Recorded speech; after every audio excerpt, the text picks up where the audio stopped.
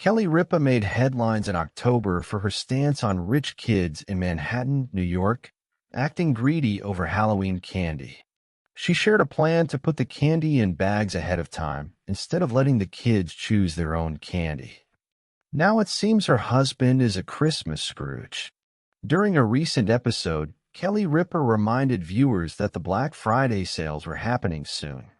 Her husband said that she gets most of her Christmas shopping done before the post-Thanksgiving sale day. After she admitted that she was behind on holiday shopping, he suggested they give the gift of each other this year instead of presents. "Kids are old now. I'm not getting them anything," the Scream 7 actor added. The live hosts share three children: Michael, 28, Lola, 24, and Joaquin, 22. His wife was shocked by his Scrooge response to giving their kids presents for Christmas. Mark Consuelos suggested that maybe he'll just give them money instead. Give them like a check or something and say, "Merry Christmas." Gifts aside, Kelly Ripa shared a holiday tradition she tries to implement each year without any help from her husband. Like many families, the live host buys matching pajama sets for the whole family. However, her husband and kids aren't enthused about the idea and fight her every step of the way. She blasted her husband for doing nothing during the holiday season. The very least he could do, she told him, was wear the pajamas. Kelly Ripa slipped up and added a swear word before pajamas, but was censored by live producers. "I'm like, look, I don't ask for much. You've done nothing for this holiday. You've contributed nothing. You've purchased nothing. You've baked nothing. You've set nothing up." Put on the censored PJs, she blasted her husband of nearly 30 years.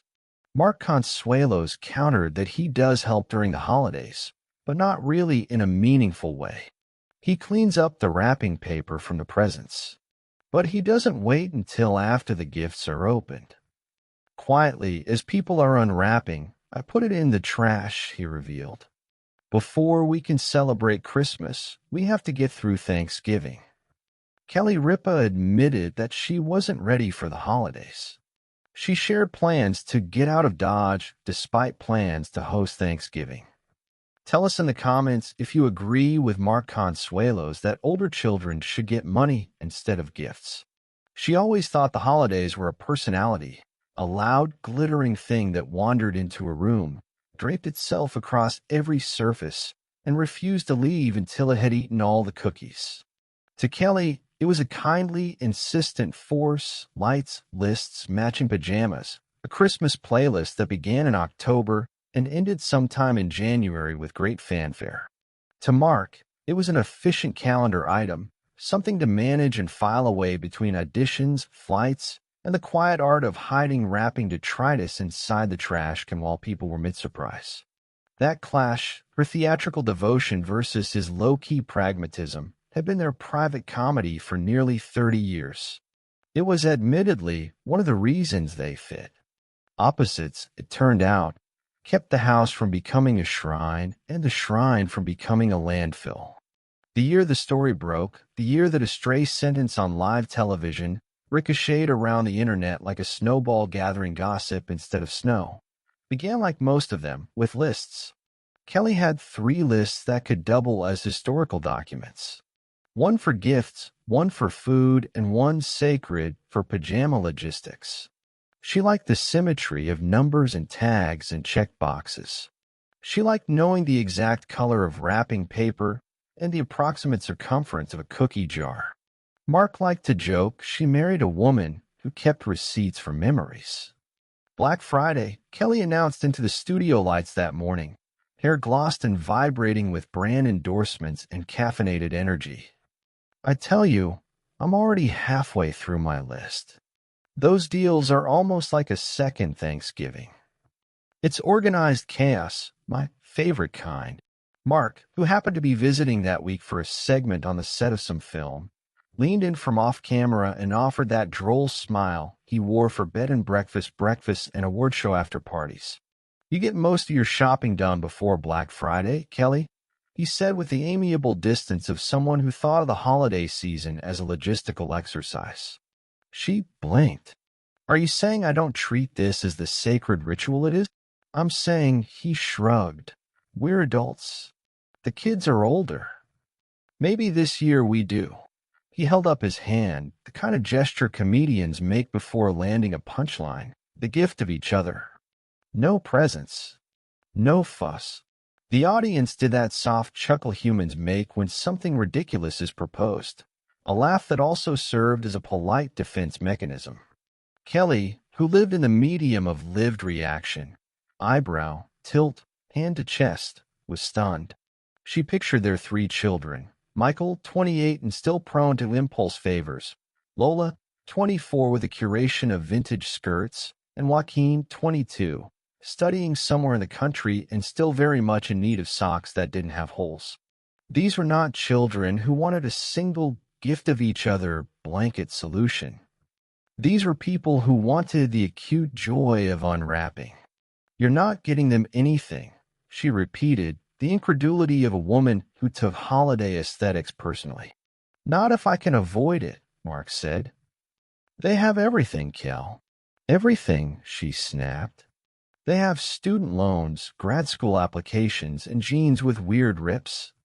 They have everything the way museums have everything, in the sense that they have a lot of things, but not a specific thing you would give them to say, I saw you. I know you. He shrugged again. Or we give them money. A check. A check. The words hung in the studio like a single, flat ribbon. In Kelly's head, checks were for taxes, not for the delicate love language of carefully chosen gifts. In her head, gifts had the geometry of intention. They had the little sticky notes she'd write months ahead of time. For Michael, reusable coffee cup he actually remembers to use, or for Lola, that record player she keeps eyeing online. Mark's voice soft to something almost confessional. I clean up after the unwrapping. That counts, right? Somebody has to make sure the ribbon doesn't become a hazard. Kelly flung her hands up. You literally sneak the trash out. As if my children are opening presents amidst a crime scene, and you're the janitor of joy. The audience roared. This was part domestic comedy, part relationship therapy.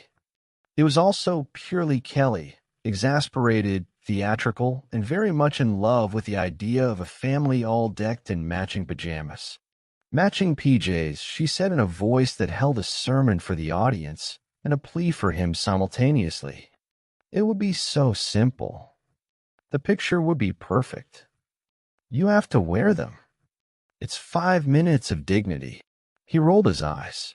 I will not be photographed in polyester satin with candy canes all over. She was serious. That's not the point. The point is ritual. Ritual, he asked, and smiled that smile she had loved for decades. No, I'm in favor of efficiency.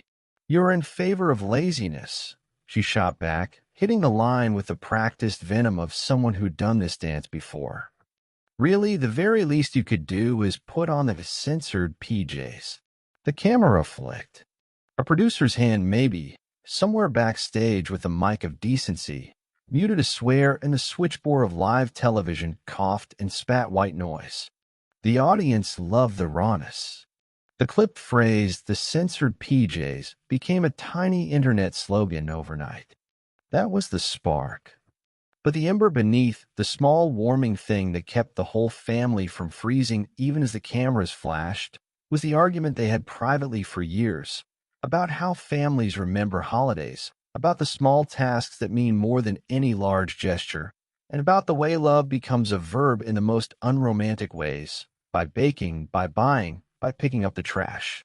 After the broadcast, the story started to tilt away from mere amusement and toward a bigger, gentler question that had less to do with celebrity and more to do with what people do when their children grow up.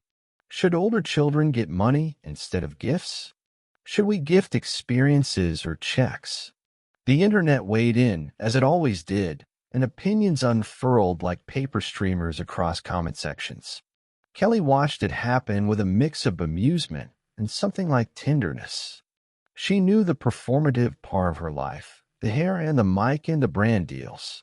She also knew its opposite, the pantry where she kept tins of shortbread, the mantle cluttered with